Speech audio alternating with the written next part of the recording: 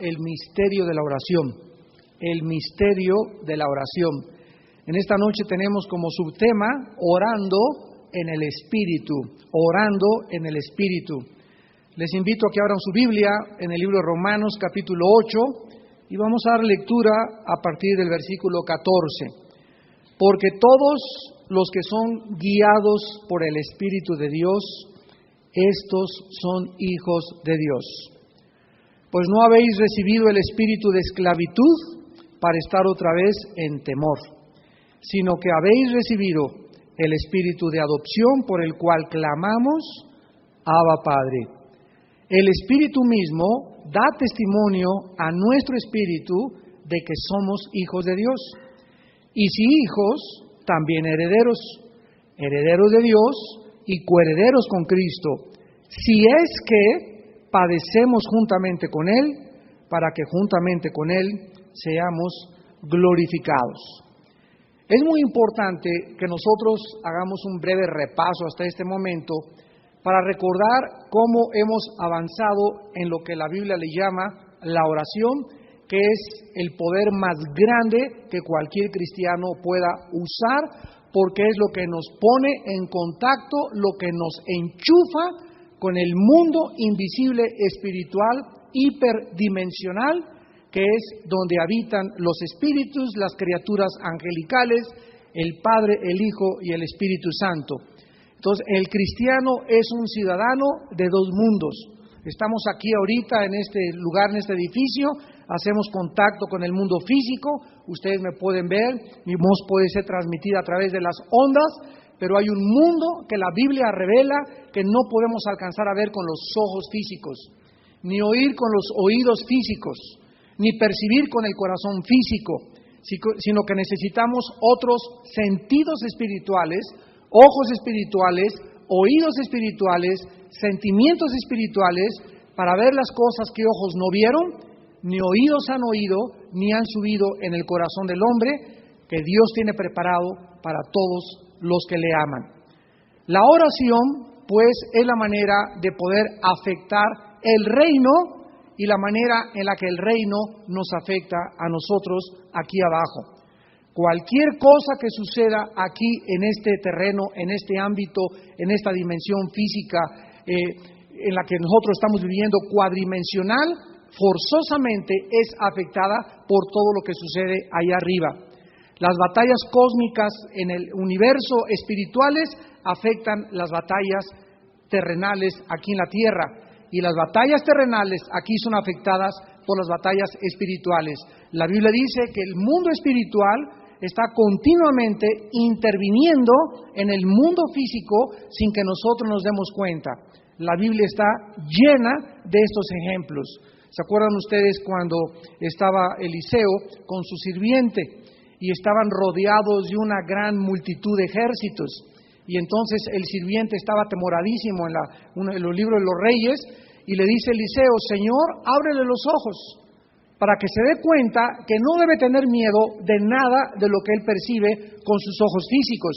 Y cuando Dios le abre los ojos al siervo de Eliseo, él ve un ejército mucho más grande en el cielo de ángeles que estaban listos para pelear a favor del profeta de Dios y de su siervo.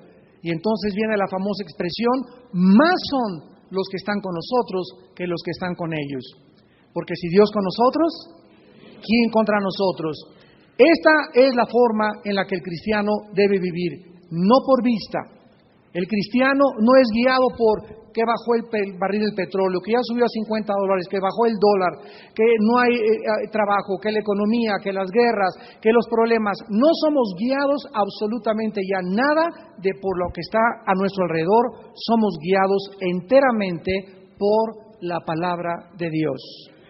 La palabra de Dios nos fue dejada para que nosotros pudiéramos ser guiados, dirigidos, confortados, animados, fortalecidos, y no estemos basando mis sentimientos, mi gozo, mi alegría en que si tengo o no tengo de comer, si tengo dinero, si hay salud, si no hay guerra, si el peso está arriba o está abajo. Mi dependencia de mi paz interior, de mi felicidad, de mi seguridad, de mi esperanza está en este libro. Y para que yo pueda realmente tener esta experiencia y vivir esto que Dios anhela que yo viva, necesito tener fe. El justo por la fe vivirá, no por nada de lo que ve, no por vista, vivimos por fe. Cuando yo creo que mi Dios es mi proveedor y no mis amistades ni mis relaciones públicas, cuando yo creo que Dios me ha dicho, he sido y nunca he visto un justo desamparado, ni su descendencia que mendigue el pan. Aquí yo soy tu pastor, nada te faltará. En lugares delicados pastos te haré descansar. Cuando el Dios de la Biblia me dice, tu felicidad depende de tu santidad. Y yo sigo sus instrucciones en la Biblia y obedezco lo que Dios me dice. Y trato de ser puro en mi vida, y trato de ser santo y de mantener la integridad, voy a descubrir que funciona. Pero mientras tú no practiques, no experimentes lo que está escrito, nunca podrás realmente decir, he tocado y he experimentado el poder de Dios de mi vida. Y muchos cristianos ya tienen muchos años que son solamente personas que asisten a la iglesia el domingo, pero que nunca han experimentado, nunca han vivido, nunca podrían dar un testimonio de decir, yo he vivido, he experimentado, he sentido, he visto el poder de Dios obrando en mi vida, en mi matrimonio, en mi familia, en mis hijos. Y esto es exactamente a lo que Dios nos quiere llevar. Nuestro versículo 14 de Romanos 8 nos revela algunas verdades muy importantes, bastante profundas. Dice aquí que los cristianos necesitamos dirección. Los que son guiados por el Espíritu Santo, esos son los hijos de Dios. Esto significa que antes de ser cristianos no teníamos ninguna dirección en nuestra vida. Por eso dice la Biblia que cada quien como oveja se apartó por su camino. Unos andaban en la dianética, en la masonería, en el comunismo, en el ateísmo, en el materialismo, en el hedonismo, en el pluralismo, en todos estos ismos y todas estas filosofías, y cada quien seguía y cada quien creía que andaba en el camino, y la Biblia dice hay caminos que parecen derechos, pero su fin es camino de muerte.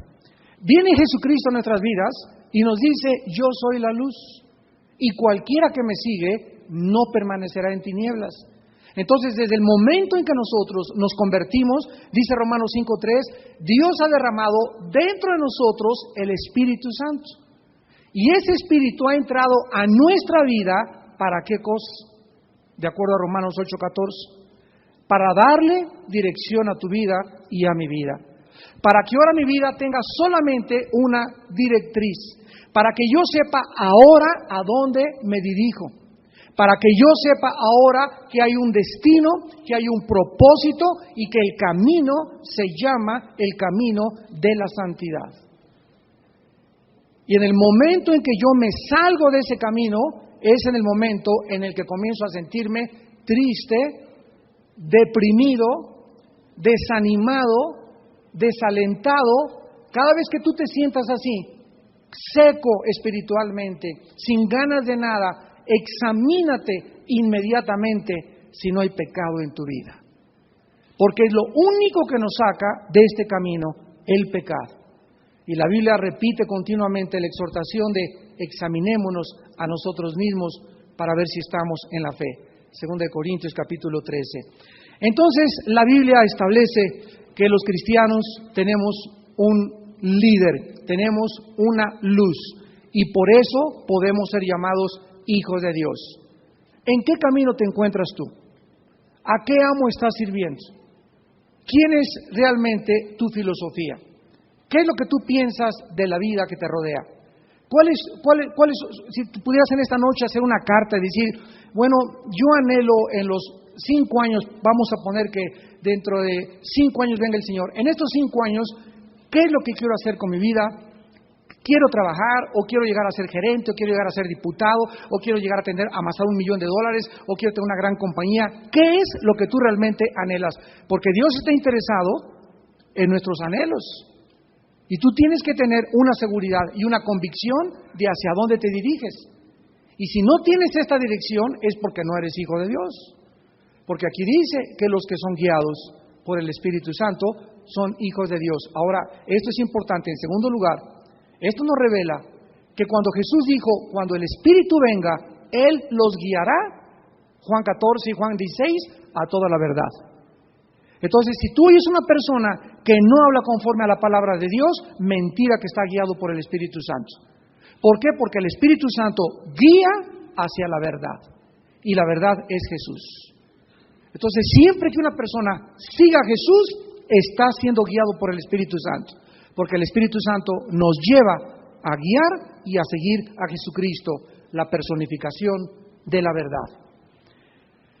En Romanos 8, del 5 al 8, vemos claramente, pues, que hay un contraste entre las dos maneras de vivir, o las dos esferas de gobierno en la vida.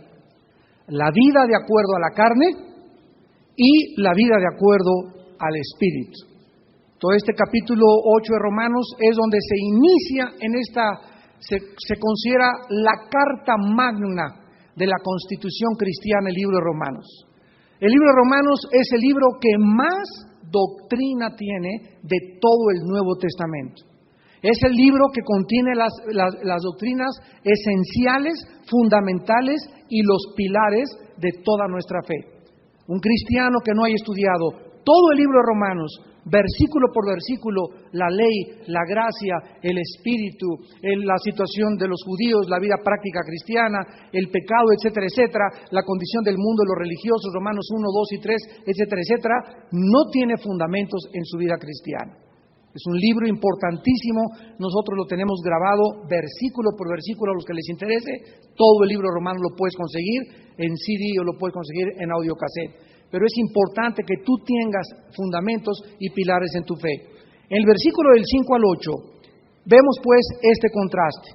Y dice, los que son de la carne piensan en las cosas de la carne y los que son del Espíritu en las cosas del Espíritu. Esto es lo que nos prepara para el misterio de la oración. Para la Biblia no hay más que dos caminos, cielo o infierno, blanco o negro, eres o no eres. En la Biblia no existen términos medios, no existen zonas grises, es negro o es blanco. Estás en la carne o estás en el Espíritu. ¿Tienes la salvación o no tienes la salvación? No hay de que estemos así, entre en medio de dos. ¿Somos o no somos? Y cuando somos, se tiene que manifestar bíblicamente a la luz del filtro de la Biblia para asegurarnos de que estamos en el camino de la santidad. Los que son de la carne piensan en las cosas de la carne, los que son del Espíritu en las cosas del Espíritu. Vean ustedes aquí en este versículo, santos de Dios, donde el Espíritu Santo ubica el campo de batalla y lo que determina la línea de separación entre la carne y el Espíritu. ¿En dónde? No me vean a mí. En la mente, exactamente. En la mente humana. Es aquí en la mente donde realmente yo puedo saber si soy cristiano. Las personas que no son cristianas, el 80-90% de cada día que pasa, este día simplemente analiza, en este día que llevamos ya como 12 horas de día, ¿cuántas veces en este día te has acordado de Dios? En este día, ¿cuánto has leído la Biblia? En este día, ¿cuántos versículos estás memorizando? En este día, ¿cuántas veces al día ves el mundo, no con los ojos físicos? ¿Cuántas veces, Padre, te alabo y te bendigo? Gracias por la lluvia, gracias por el sol, gracias por esto. ¿Cuántos días expresas gratitud a Dios? ¿Cuántos días te las pasas viendo las faldas de las mujeres o los escotes de las mujeres? ¿Y cuánto tiempo de tu día tu mente está ocupada en las cosas de Dios? Eso es lo que va a determinar tu porvenir y tu lejanía o tu vida en la carne o en el Espíritu. ¿En qué piensas más? Cuando vas a Vips con un amigo, cuando te gusta irte de vacaciones, ¿con quién te gusta irte de vacaciones? ¿Con incrédulos o con creyentes? ¿Con quién te sientes mejor? ¿Con creyentes o con no creyentes? El otro día me habló un familiar mío y me dice, oye Armando, yo quisiera saber si mi esposo ya es cristiano o no es cristiano. Solamente le hice una sola pregunta a esta persona familiar de nosotros. Le dije, ¿tiene amigos cristianos con quienes les guste estar tu esposo? Me dijo, no. Le dije, asegúrate que no es cristiano. Porque cuando una persona recibe al Espíritu Santo, inmediatamente comienza a buscar amistades cristianas, ama ir a los estudios bíblicos, ama ir a las reuniones de oración, le gusta ir a VIPs, a comer, o si son de vacaciones con compañeros cristianos. ¿Por qué? Porque en su mente está el Espíritu Santo. Y hace química con alguien que tiene el Espíritu Santo en su mente. No pueden, ¿verdad? Yo no puedo salir con una persona que no es creyente y decir que soy cristiano. ¿Por qué? Porque ¿qué compañerismo tiene la luz con las tinieblas? Ahora vean ustedes las consecuencias en la forma que ocupamos nuestra mente. El ocuparse de la carne es muerte. La palabra muerte no significa aniquilación. Recuérdalo durante toda tu vida. No significa destrucción. La palabra muerte significa separación.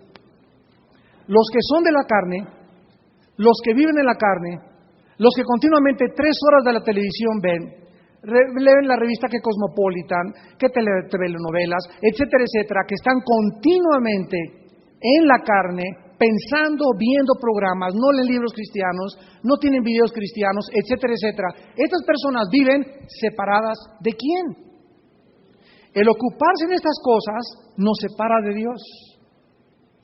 Mientras más tengas en tu mente alimento carnal, más lejos y más lejos y más lejos nos alejamos de Dios, y luego nos comienza a chillar.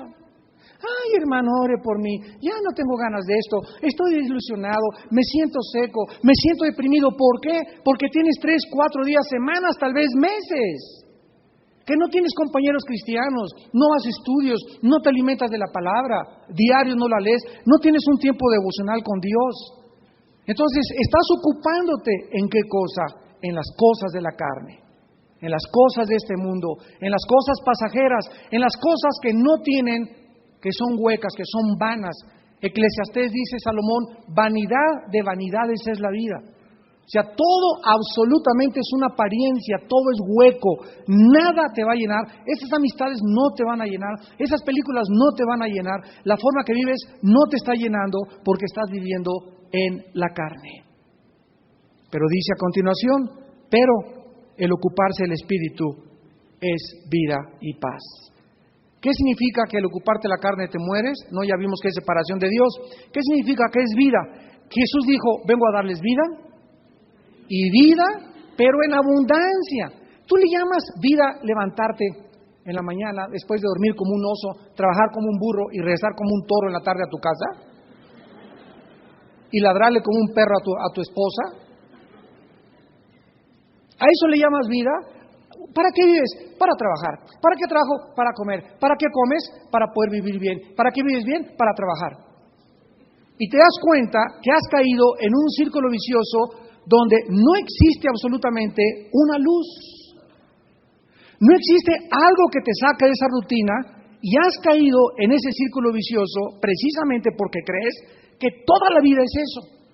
Y Jesús nos vino a sacar de eso y nos dice, por nada estén afanados.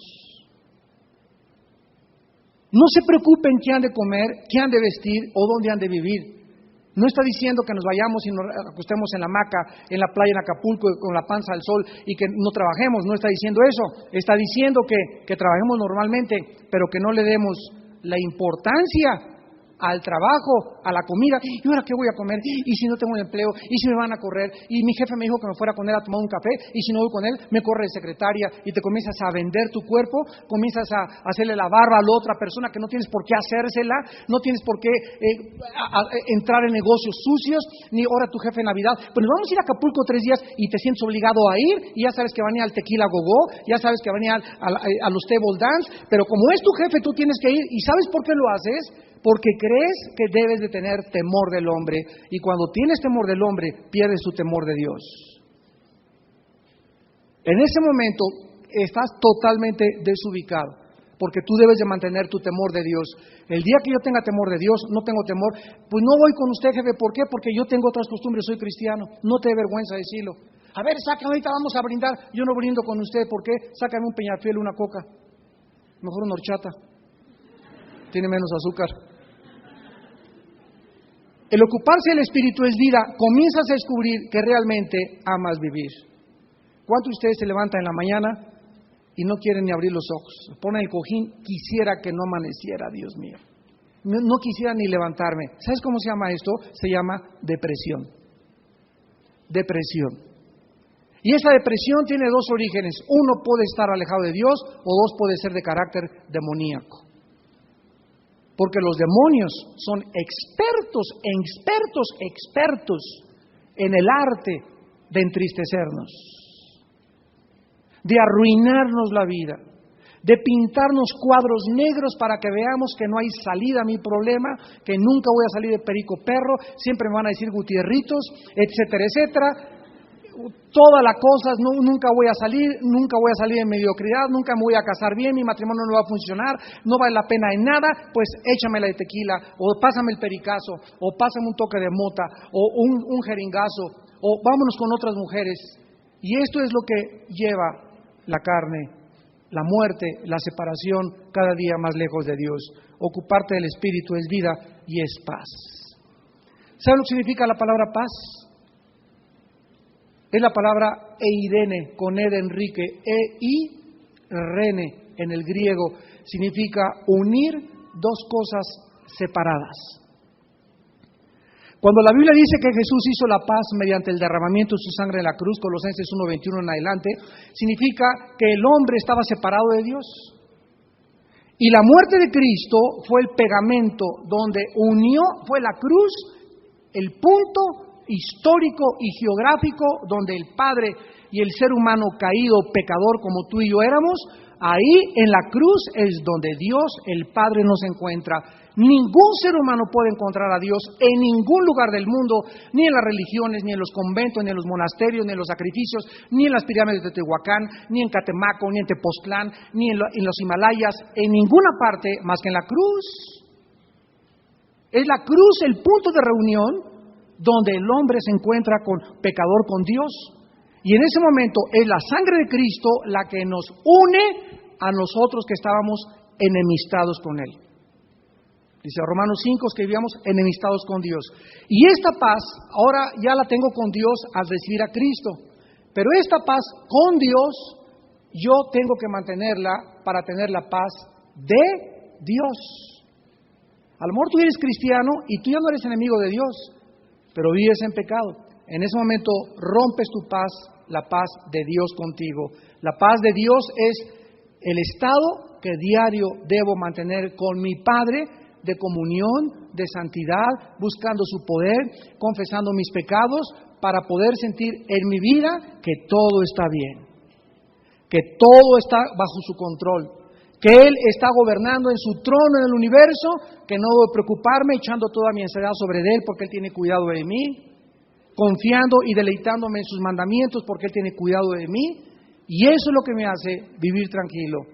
Lo contrario es el estrés, la irritabilidad, la inseguridad de tu vida.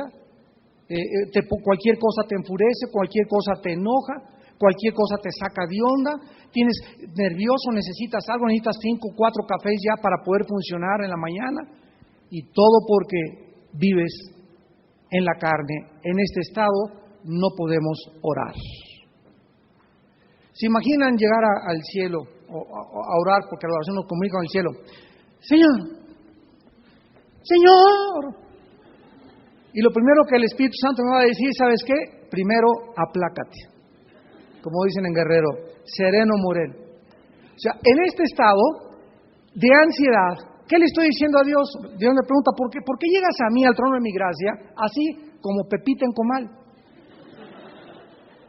¿Por qué llegas así? ¿Por qué? Por incredulidad, porque te voy a reprender, como ahorita no es hora ni orar, ahorita primero te pones en paz.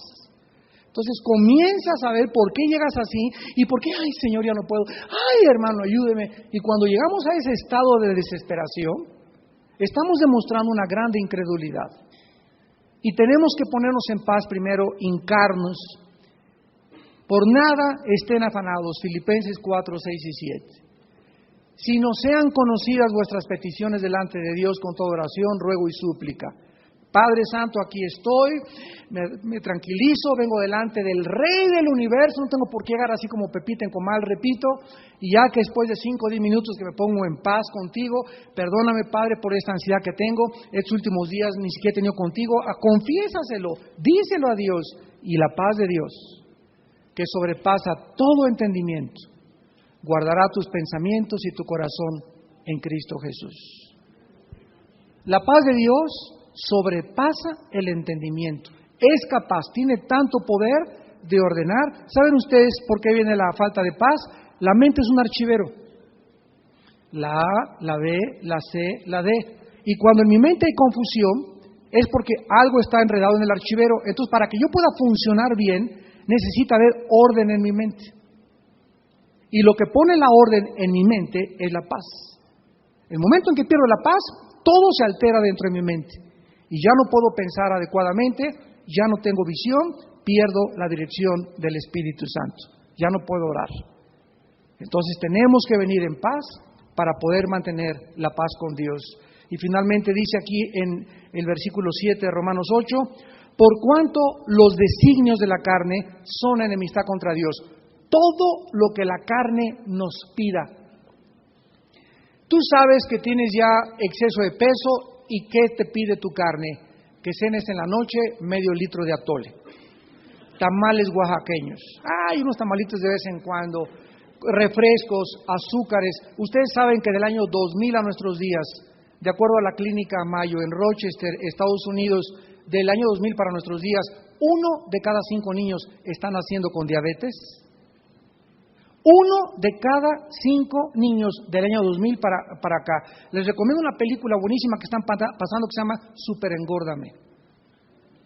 Un hombre que va y come McDonald's un mes, desayuno, comida y cena. Y antes va con un nutriólogo, un cardiólogo y un gastroenterólogo para que lo chequen y lo monitoreen durante todos esos 30 días. Y se van a espantar ustedes, así se van a espantar ustedes. A los 10 días se estaba muriendo. De la cantidad de grasas y de triglicéridos y de azúcares que tiene todo. Los famosos McNuggets no son ni siquiera de pollo. Te vas a ir para atrás de todas las cochinadas y cosas químicas y preservadores que le ponen a la comida y a las carnes. Y no vas a saber ni dónde sacan. Son hamburguesas de perros del periférico muertos. Te eduques. Los designios de la carne son enemistad contra Dios. Cuando tú vas por la calle y sientes atraído por una mujer que no es tu esposa, ¿esa atracción de dónde viene? No le eche la culpa al diablo, por favor. Se llaman los designios de la carne. Dentro de nosotros hay una naturaleza caída con un potencial increíblemente perverso. Dice Romanos 7, yo sé que el mal está en mí. Y tú tienes que estar consciente de esto.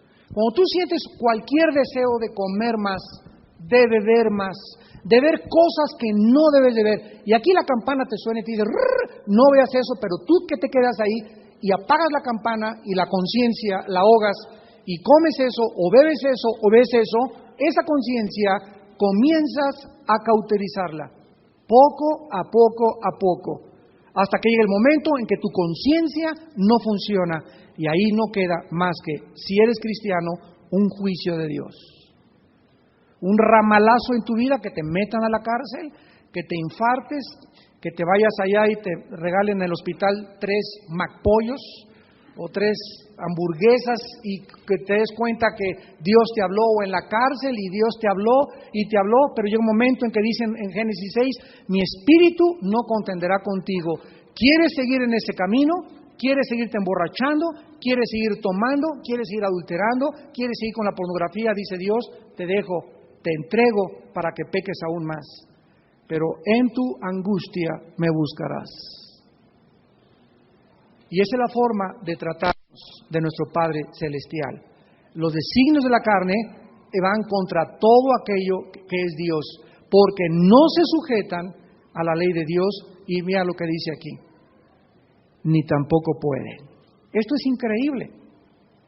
Dios me está diciendo en esta noche, la carne y los designios de tu carne nunca tú por tu fuerza y voluntad, ni aunque vayas a Alcohólicos Anónimos, Neuróticos Anónimos, Locos Anónimos, Marihuanos Anónimos, no importa las cosas altruistas que tú estés visitando, nadie nunca podrá vencer ni domar la carne.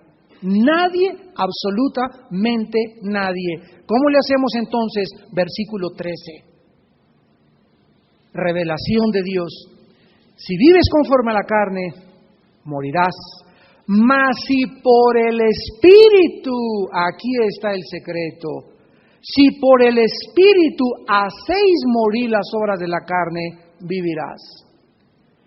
¿Qué me dice Dios? ¿Por qué no puedo dejar de fumar? ¿Por qué no puedo dejar de tomar? Porque estás luchando en tus fuerzas. Me propongo esta Navidad, desde enero del 2005, no volveré a tomar una copa. Me propongo no te hagas proposiciones porque no las vas a cumplir. Fue lo que le dijo Pedro: Señor, nunca, lejos de mí que yo te abandone. Mira, hocicón, le dijo Cristo, ¿verdad? Antes de que cante el gallo, me vas a negar 3 veces. No seas tan parlachín ni tan hablador, y lo hacemos porque Pedro no se conocía a sí mismo. Pero ahora tenemos la revelación en Romanos que nos habla que debemos entender que nuestra carne es débil. Marcos 14:38, velad y orad para que no caigáis en tentación. El espíritu está presto, pero la carne es débil. Cuando nos conocemos y entendemos esto, ¿qué hacemos entonces? Quiero tener lucha contra el cigarro, contra un vicio, llámese como sea, contra mi irascibilidad, contra mi enojo, contra mi ira, contra mi carácter. ¿Qué necesito? No hacerme buenas proposiciones y decir, yo no lo voy a hacer, sino pegarme a la palabra. Sacar de la Biblia las fuerzas que no tengo naturalmente. Vivir en comunión con Dios. No ver esos programas de televisión, no juntarme con esas personas, ni con esos amigos, ni con esas amigas. Las malas amistades corrompen las buenas costumbres. Una sola amiga que tú tengas, o un solo amigo que vive en la carne, basta y es suficiente para que, sin te des cuenta, comiences a deslizarte y alejarte de Dios.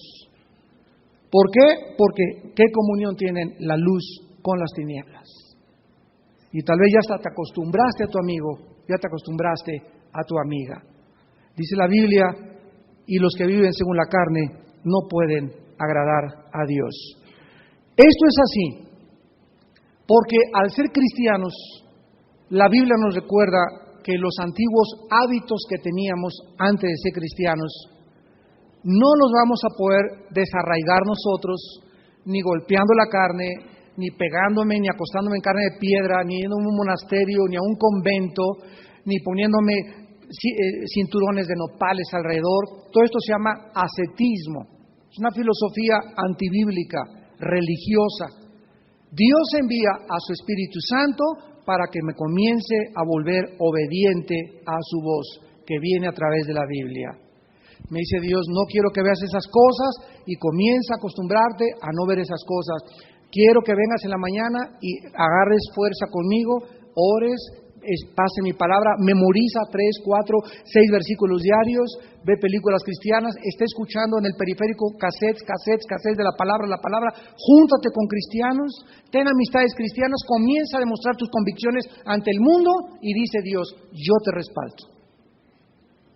Pero quiero, hijo mío, que demuestres que mi espíritu está en ti, porque no nos ha dado Dios espíritu de cobardía. Y esto es lo que dice nuestro texto en el versículo 15. Pues no habéis recibido el espíritu de esclavitud para estar, vean esta frase, otra vez. O sea que es posible que un cristiano otra vez, o sea, regreses a tener y a ser gobernado por el espíritu que nos gobernaba antes de ser cristianos. ¿Cuál es ese espíritu con el cual nacemos todos los seres humanos? Aquí lo dice, nacemos todos esclavos del pecado. Todos nacemos con un espíritu que nos lleva a pecar. Y no teníamos fuerza para poder dejar de pecar. Fue necesaria la intervención del Hijo de Dios y bajar a este mundo para que lo que era débil por la carne, pudiera Él con la cruz y con su resurrección entrar a nuestra vida y darnos ese poder que no es de nosotros, es un poder delegado, que no es inherente, le pertenece a Dios. Dice Romanos 6, fortaleceos en el Señor y en el poder de su fuerza. En el griego dice, saquen fuerzas de Dios porque ustedes no tienen ningunas. Muchas veces les he dado, préstame mi celular, el ejemplo del celular.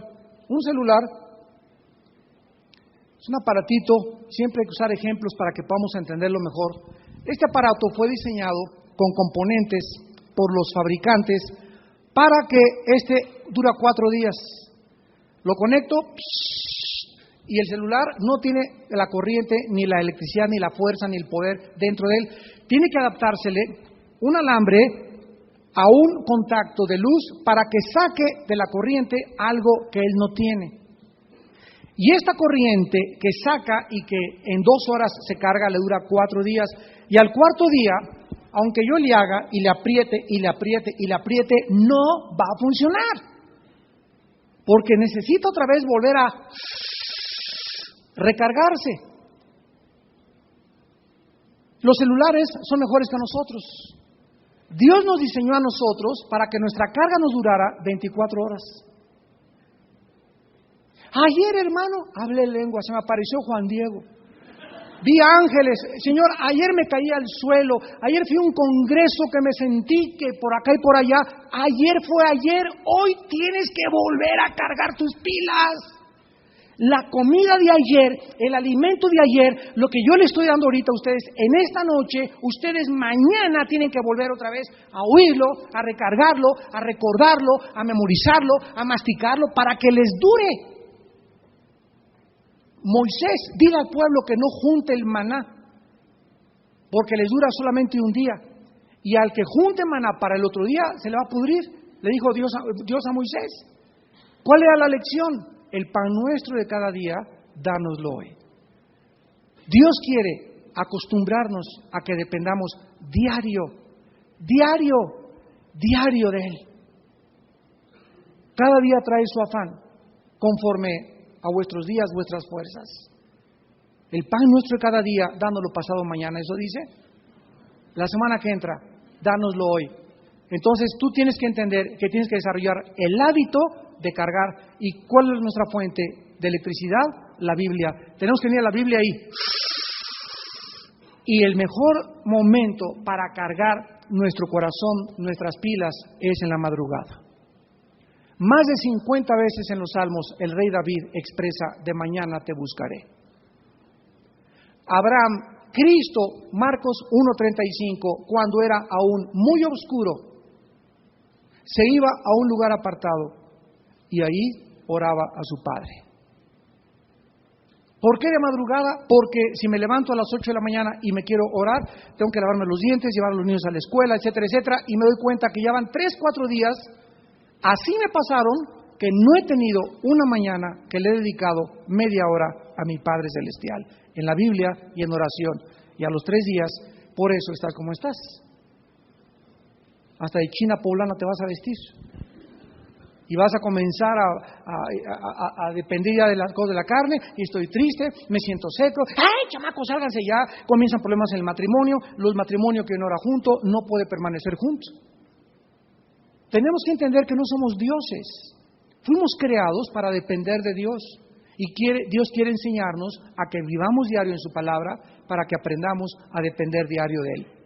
Y cuando tú tienes la disciplina de diario en las mañanas, venir a la palabra y pasarte una... Yo les digo a mis pastores, nosotros fuimos llamados solamente a vivir de rodillas y a predicar la palabra. Por eso yo, antes de predicar, no le doy consejería a nadie, ni quiero oír el problema que le dio un planchazo a su esposo, que se fue su hija. Yo tengo que venir aquí a presentarme delante de ustedes, saliendo del lugar santo con Dios. Igual allá, ¿verdad? Le digo a los pastores, antes de predicar, no doy consejería. Me voy y me encierro, porque tenemos un cuarto pastoral. Aquí vengo y me encierro en el baño. ¿Por qué? Porque necesito estar en paz. Necesito estar tranquilo para venir y no perder la sensibilidad del Espíritu Santo. Entonces no puedo venir a predicar cuando llegó una hermana, ¿verdad? Ya te puso así una mala noticia. Tienes que estar lo más tranquilo para ser receptivo y sensible a la voz del Espíritu Santo. Y este tiempo en las madrugadas es el tiempo más precioso que podamos pasar con Dios. Y para terminar, dice aquí en este pasaje que no hemos recibido el espíritu de esclavitud, Romanos 8:15, para estar otra vez en temor. O sea, nacimos esclavos y esclavos del temor. Esta es la naturaleza y el carácter humano.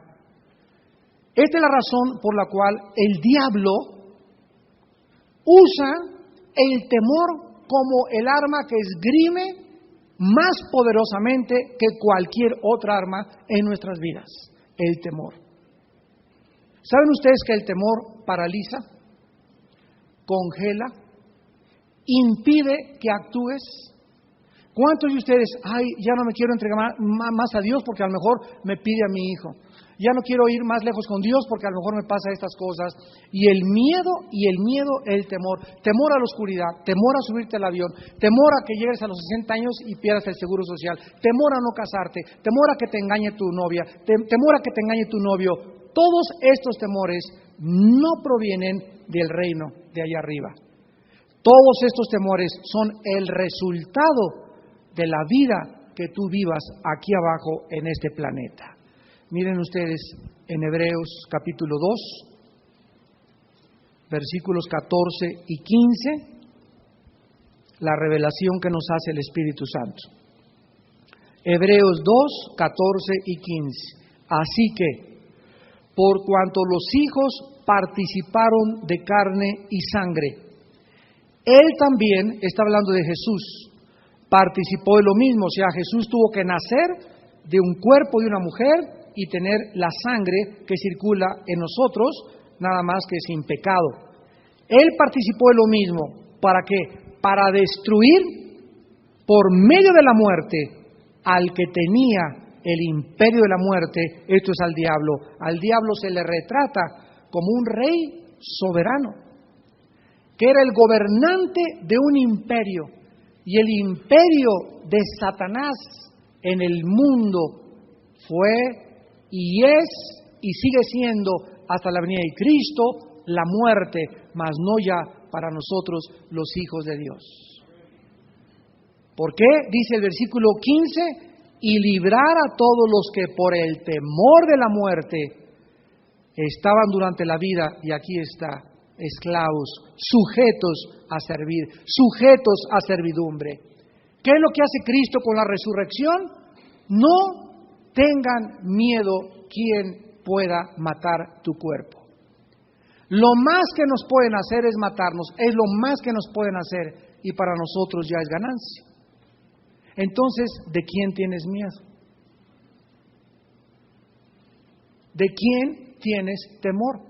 Dios es mi amparo, mi fortaleza y mi luz. ¿De quién he de temer? Salmo 27. Aunque un ejército acampare alrededor de mí, mi corazón estará confiado. No debo de temer, porque Dios no me ha dado espíritu de temor, sino de poder, amor y dominio propio. Y si somos hijos de Dios y queremos orar y queremos ser escuchados por Dios, no puedo venir a orar en temor. Este es el punto donde se introduce en Romanos este versículo. Los que son guiados por el Espíritu son hijos de Dios, porque Dios no nos ha dado espíritu de esclavitud para estar en temor otra vez. Entonces, cuando vengas a Dios, no vengas, ay, Señor, me quiere pegar mi esposo, ay, Señor, tengo miedo que, ay, Señor, a lo mejor tengo miedo que mi novia me ponga los cuerninini, ay, Señor, tengo miedo de aquello, ay, Señor, tengo miedo de que me voy a morir, que me va a un ataque cardíaco, que me va a una embolia, que me voy a quedar sola. Este temor inmediatamente te impide recibir nada de Dios.